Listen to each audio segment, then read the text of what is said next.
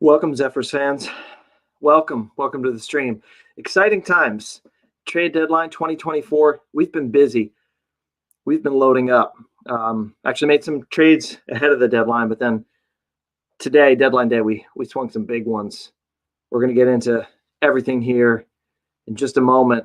I'll roll through all the trades for you, show you where we're sitting in the standings.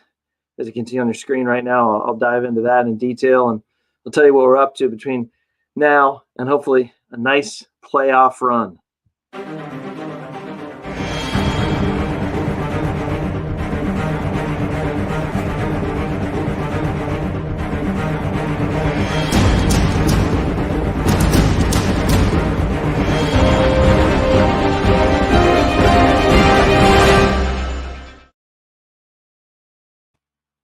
All right, here we go. As you can see on your screen, the standings there on the left side, the Zephs are in 5th place right now out of 6 playoff spots.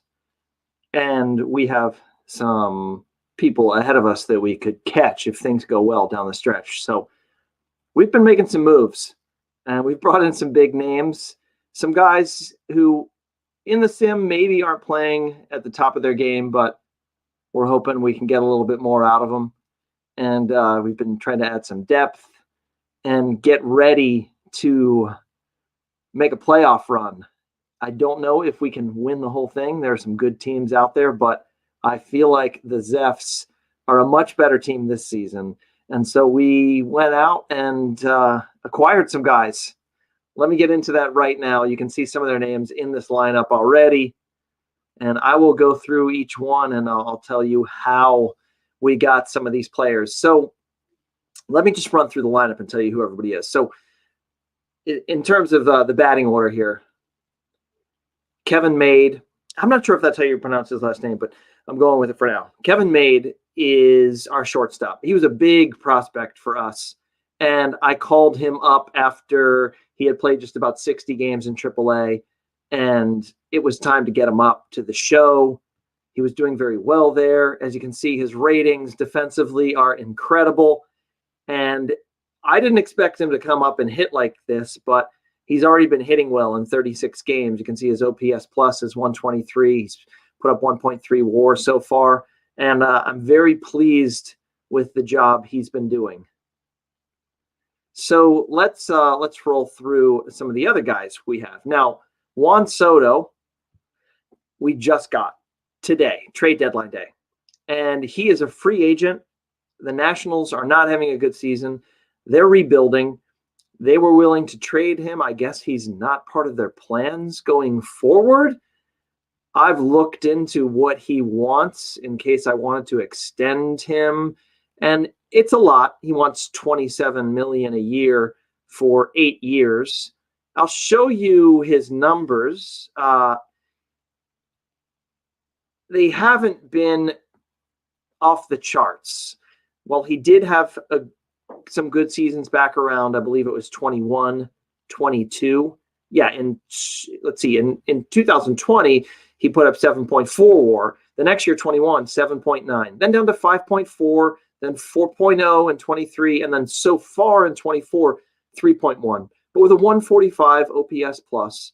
And I've brought him in to be the designated hitter on this team and to be a 5th outfielder. So he will not probably get a lot of time in the outfield unless there's an injury or I want to keep his bat in there for some reason. There's somebody else I want to DH. Based on everybody's fielding ratings, he's most likely a designated hitter on this team.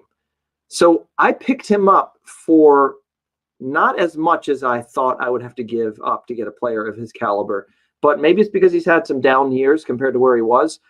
I traded a pretty good pitching prospect for him. They were willing to take Soto just for one guy, and I had many I could pick from, and some of them were much bigger, younger prospects than the guy I gave up. This is a guy I've talked about before, Bryce Jarvis, the starting pitcher. He was a top prospect in baseball when I traded for him. Not long after I got him, for some reason, his stamina, according to my scout, crashed, and he's been a good AAA pitcher.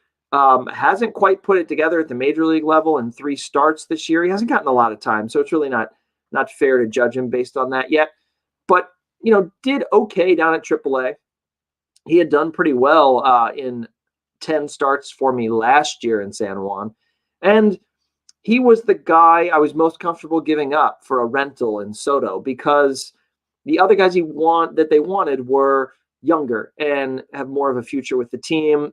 Jarvis could pan out and be a good pitcher for several seasons. Maybe he'll go on to pitch very well for the Nationals. He certainly has the ratings to do so. But I'd rather trade him than some of the 19, 20, 21, 22-year-old prospects that the Nats were asking for. So let me keep rolling through some of these guys we got. So we have Soto. Torque, still our starting left fielder. He's having a great season. 149 OPS plus, 4.2 WAR in 100 games. He's hitting a lot of home runs, driving in runs, doing everything you want him to do. He seems to have emerged this year as the player that I think we all thought he might be able to be. So this is my lineup against, you know what? I don't know why. Let me go back out to the main page, actually. I don't know why Riley came up here.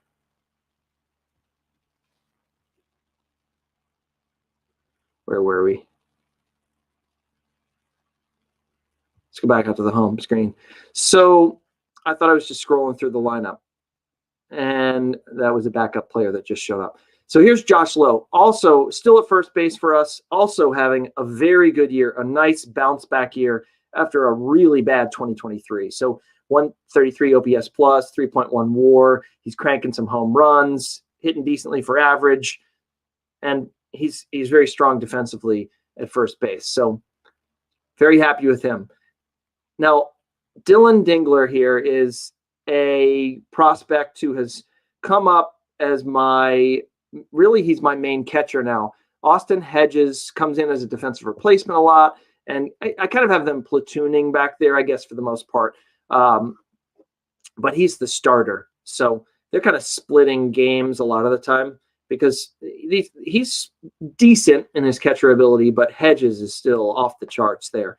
But this guy's been hitting in 23 games with me, batting .315, put up 0.5 WAR. He's OPS plus of 114. I'm happy with what he's done so far. He's a prospect I got a year or two ago in a trade. Zach Veen has also become the guy I hoped he would be earlier than expected. I didn't know how he was going to do this year in his first year up. Thought we might have to, sometimes when you're bringing up a guy like that, you might have to send him back down. You don't really know how it's going to go.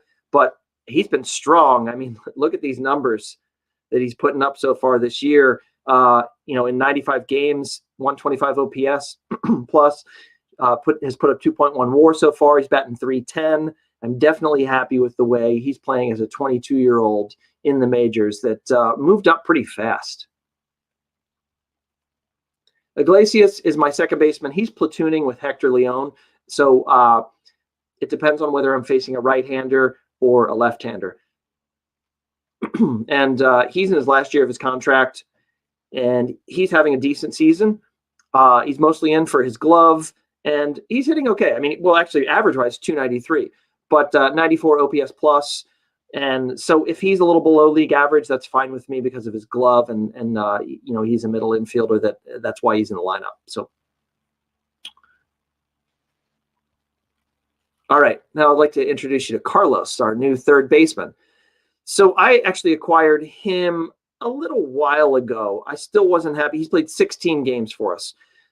I still wasn't happy with my options at third base. Peraza started the season there. I sent him down. I tried Iglesias there for a little while. I forget who else I was throwing over there. Just trying to make something work.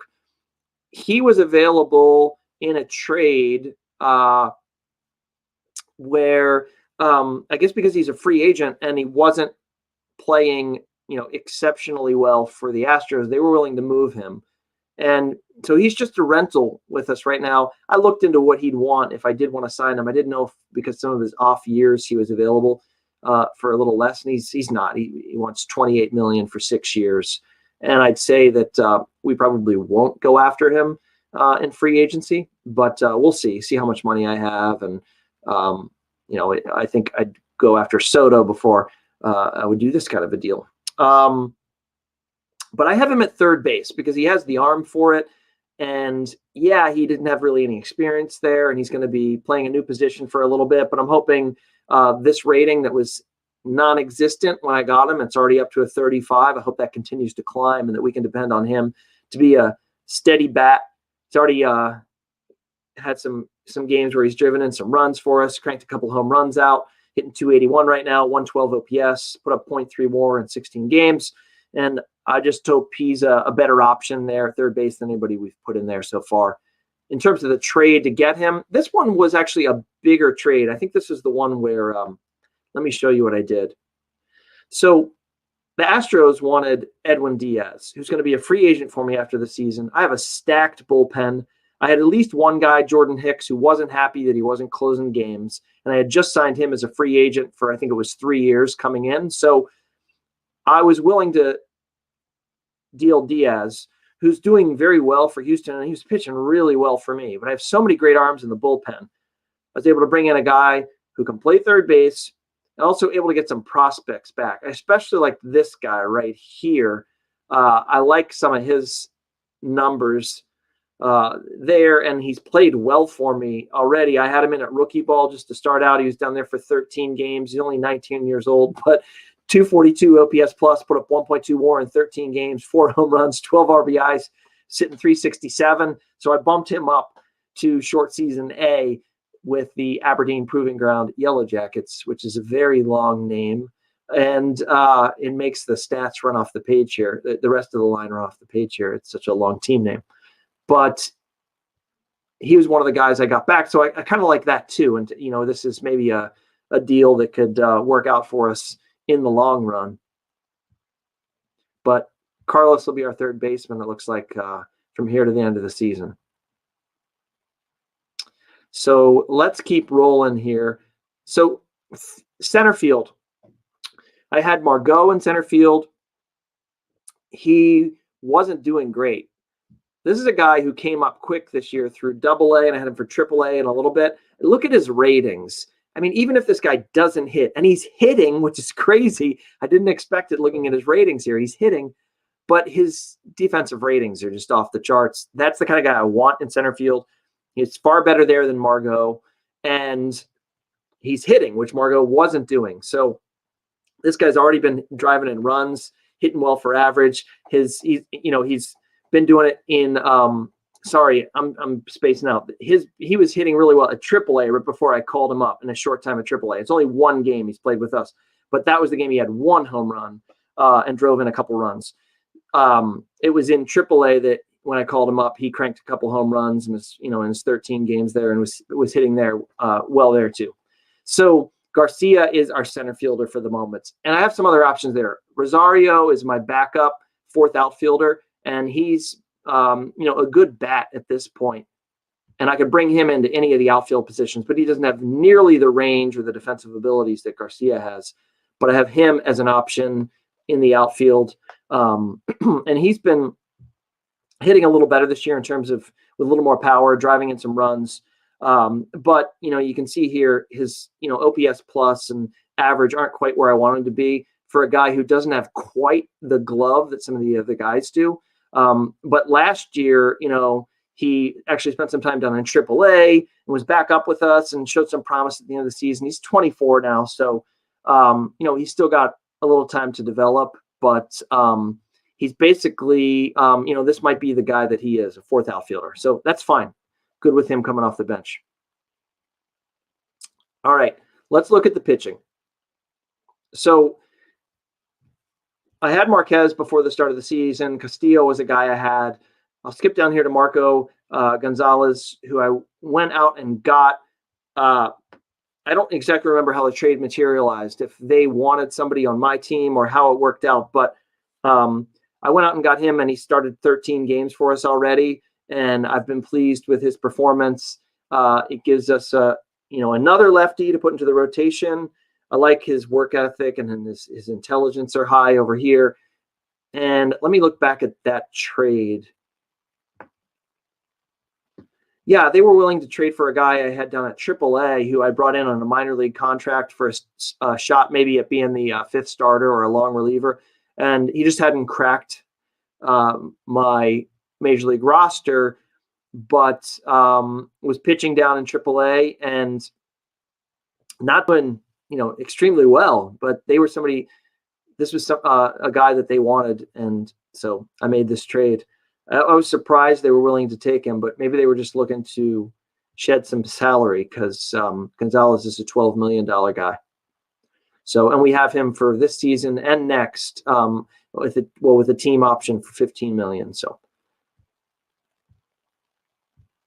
and then we've had some young guys up in the rotation. Jordan Montgomery has been in the rotation until two recent trades. Sheffield has gotten some starts. But I wanted some depth here. So I actually went out and acquired two guys, David Price, Trevor Bauer. Neither of them is, pitching like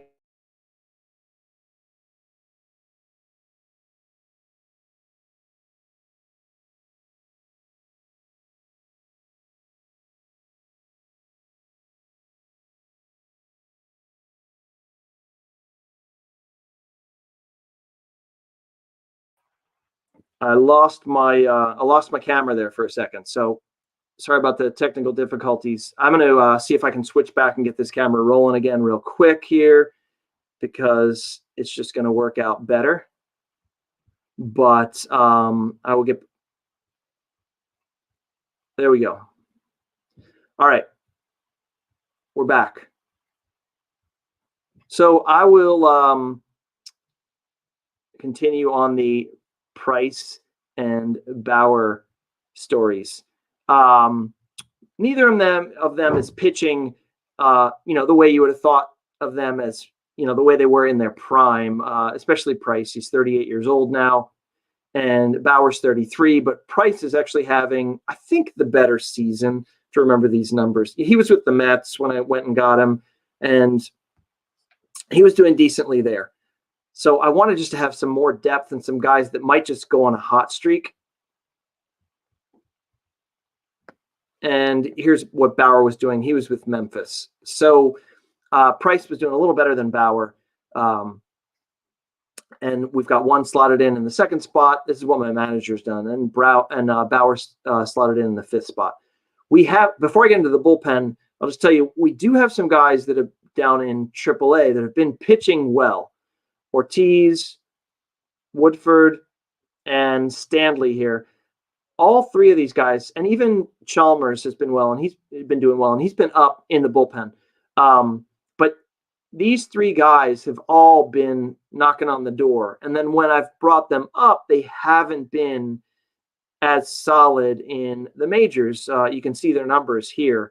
They've had sometimes Ortiz would have some good outings in relief, or he's gotten some starts. Woodford came up for a little bit and got really knocked around some in some of the games.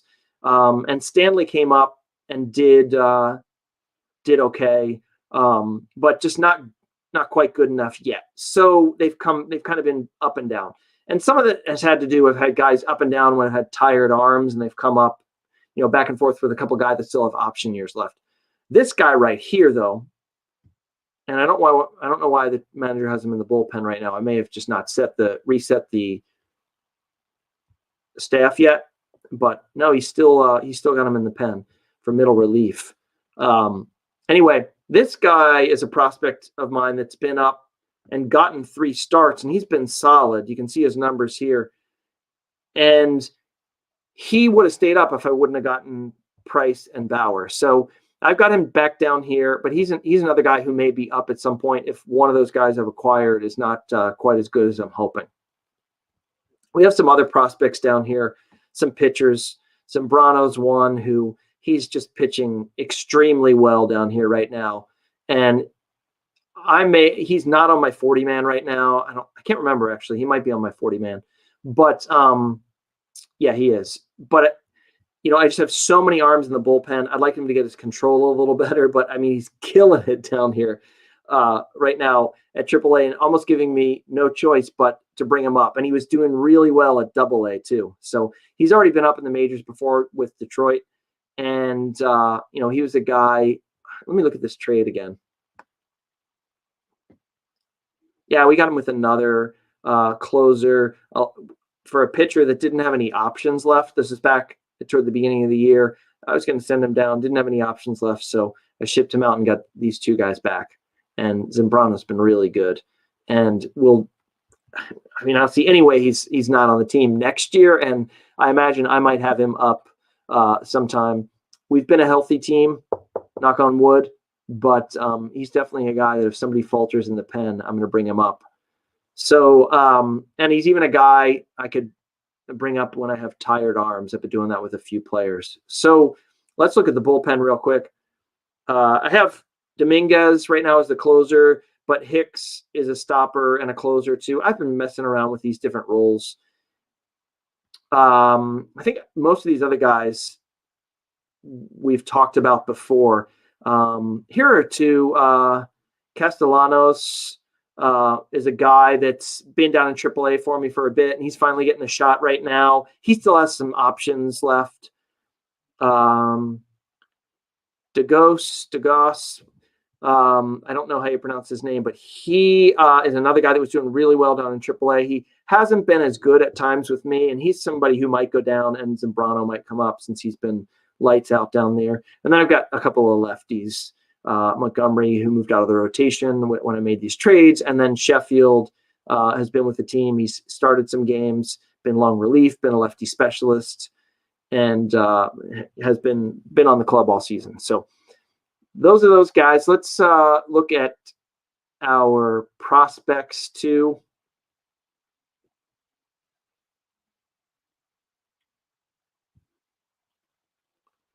So we have some pretty good prospects right now. We are 4th out of 32 teams right now for minor league system. We've been ranked as high as 2.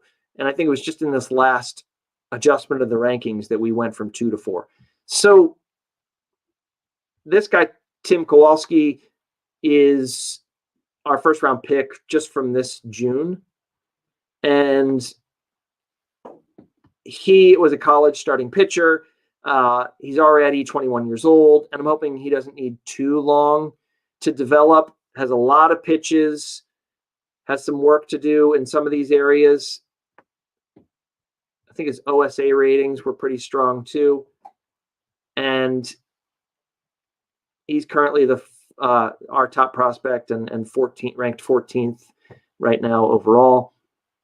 Wanda Luna is a guy that I've probably talked about before. He was an international free agent, and he's currently at A-ball. This third baseman right here was our first-round pick from a couple of seasons ago, and last year, I guess. And he's still in rookie ball this year, and he's only 20 years old, but he kind of, I would have liked to have seen him have a better season here in rookie ball. I think either way, he's going to be at short season A next year. This guy is an international free agent. I don't remember how we got White. I think it was in a trade. Yeah, it looks like that was in a trade with the Brewers. That was back in the trade when we dealt Kella to get a lefty out of the pen, and he was a throw-in. I love getting extra prospects thrown into deals because you never know how they're going to develop or what's going to happen. So we got Veen in there, Stanley, who's one of our AAA pitchers, Kevin Made. Danny Perez is a third baseman who was, I think, a scouting discovery or an international free agent. Yeah, he was a scouting discovery. So we'll see how he develops. I have him. I was forced playing him at third base because I really like this arm. It doesn't look like he's as good as a middle infielder with some of these other ratings.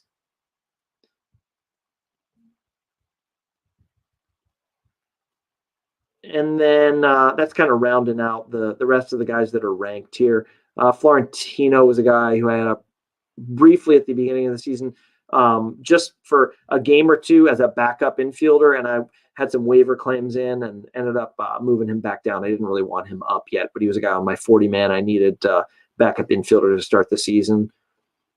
And, Dingler we talked about before. Aquino is a pitching prospect who is currently at AAA. He'd been in AA and it was doing pretty well down there, so I just bumped him up.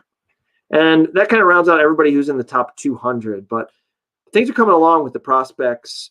We've had done pretty well with international free agents with the July signings there.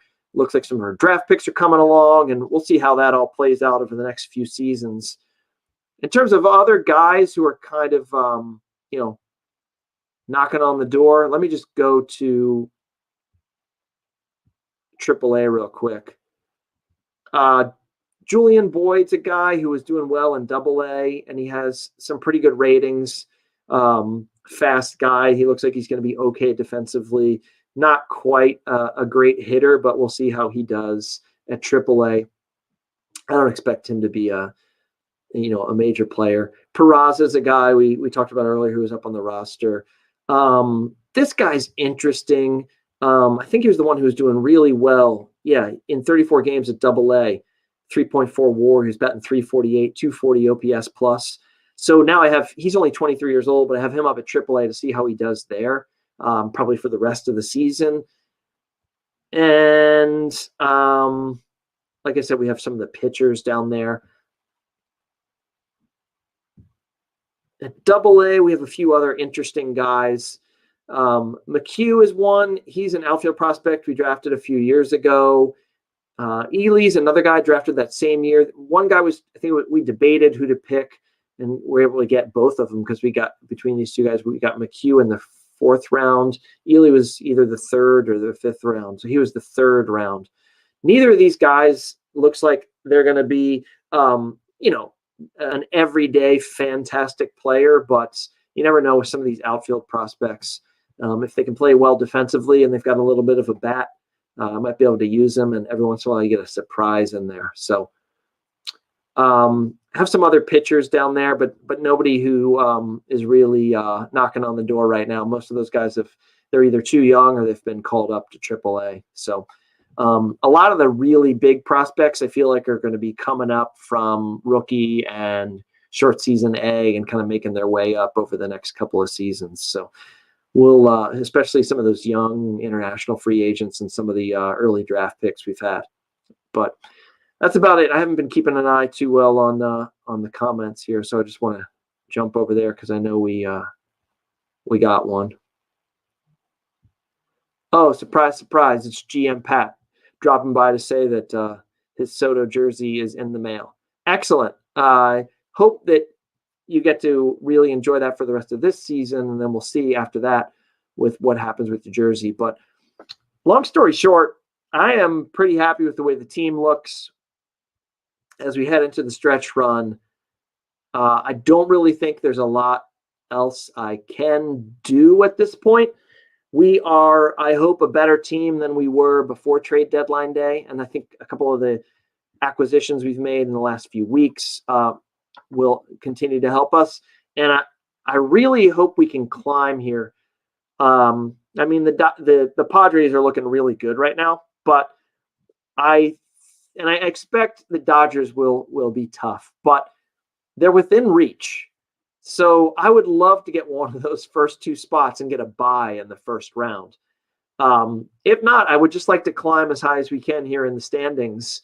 And even if we could get into 3rd and play the 6th place team instead of having to play, either finish in 6th and having to play the 3rd place team or being in here.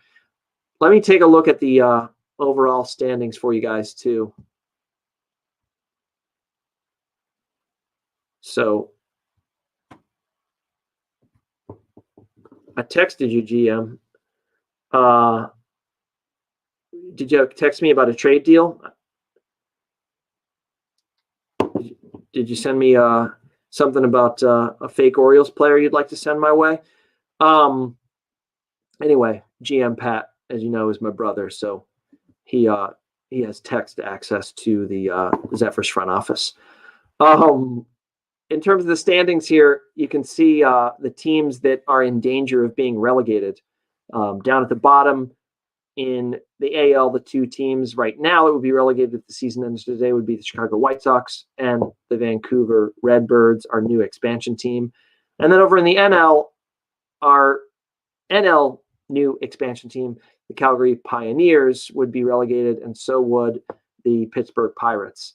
I'll show you what's happening down in the PBL too, so you can see who might be up next season as 4 teams get promoted from down there.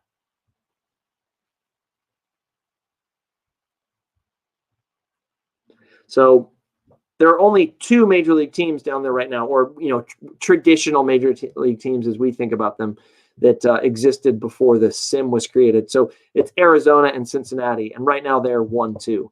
And then you have Louisville and Jacksonville, the 2 Villes below that.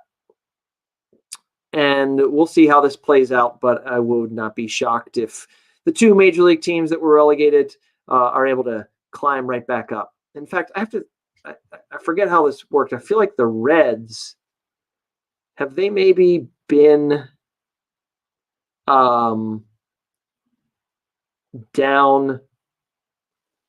in the PBL for 2 seasons? Let's find. Yeah, they have been, because I scroll over a player. So they actually were relegated, and then they were like, I think, the first major league team to be relegated and not jump right back up the next season. So they missed getting promoted last season. So they've had 2 in a row in the PBL, and it's looking good for them for getting back up to Major League Baseball if they can keep things going here through the end of the season. So, and you can see their leaders. It's always interesting seeing some of the guys who find a new career down in the Premier Baseball League, or who get relegated as, a really good player on just a bad team, and then they go down sometimes and just tear things up. So that definitely happened when I think the Blue Jays were sent down. I think Vlad did pretty well when he was facing PBL pitching for a season. So unless there are any questions about the standings or anything else at all about the Zephs and the sim, I'm just going to let you guys see who some of these league leaders are here. Mike Trout's all over the place.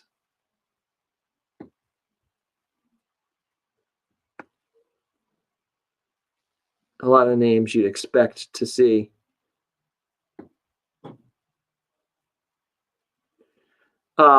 So that's what's happening.